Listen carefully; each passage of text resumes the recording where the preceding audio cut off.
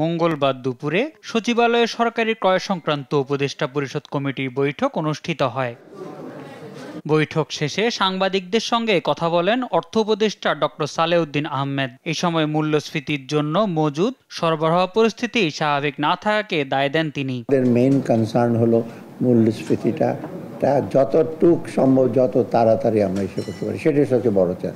মূল্যস্ফীতি তো উঠেছে, ডিফারেন্ট কারণ আছে, বিভিন্ন কারণে তো উঠেছে।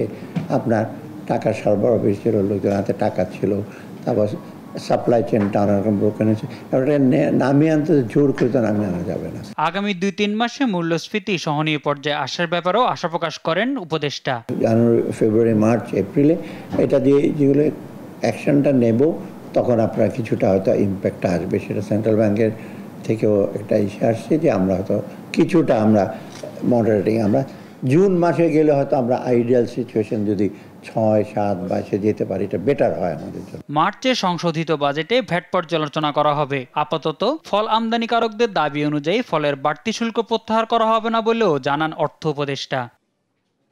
মোহাম্মদ সাকিব, দেশ টিভি, ঢাকা।